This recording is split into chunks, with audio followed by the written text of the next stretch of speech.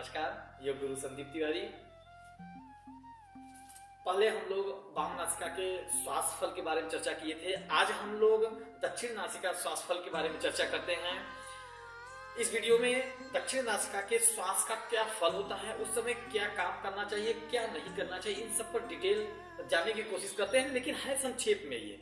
जैसे जिस समय हमारी पिंगला नाड़ी अर्थात दाहिनी नासिका से श्वास चलती हो, उस समय कठिन कर्म करने चाहिए, जैसे अध्यापक यानी कि पढ़ाई कराना, विद्या का अध्ययन करना, नौका आदि का आरोहण करना, उपासना करना, शास्त्र का अभ्यास करना, संगीत का अभ्यास करना, व्यायाम करना, खटकर्म के साधन का अभ्यास करना, औषधि का सेवन करना, लेखन करना, दान करना, क्रय विक्रय करना, स्नान करना, आहार करना, दौड़ना, भागना, उछलना, कूदना अथवा गतिशील होना हो तो प्रारंभ सूर्य स्वर से ही करना चाहिए, अन्यथा सांसों का क्षय होता है। इसका ध्यान रखेंगे, सांसों का क्षय होता है। स्त्रियों को आकर्षण,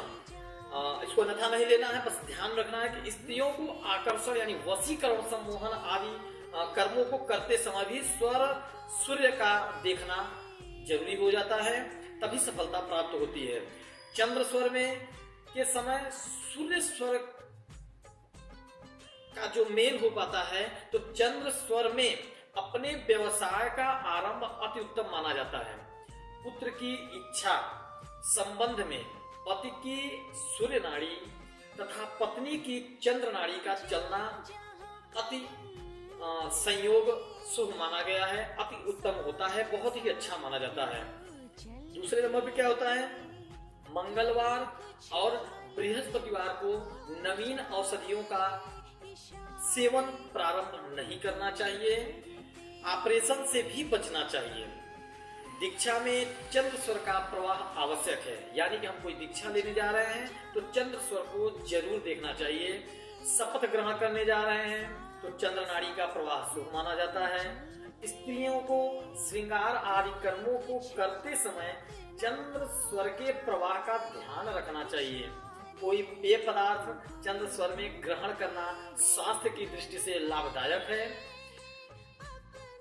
ये भी ध्यान देने की बात है कि 15 दिन तक लगातार यदि किसी की सूर्य नाड़ी लगातार चल रही हो तो समझें कि सूर्य नाड़ी लगातार चलने वाले की आने वाले 1 महीने तक में उसकी मृत्यु भी हो सकती है। ऐसा हमारा स्वर नाड़ी विज्ञान कहता है, और ये पूरा योग आयुर्वेद इसकी चर्चा करता है। ये हम नहीं चर्चा कर रहे हैं, इसलिए इस पर ज्यादा ध्यान न देते हुए इस पर सजग रहने की जरूरत रहती है।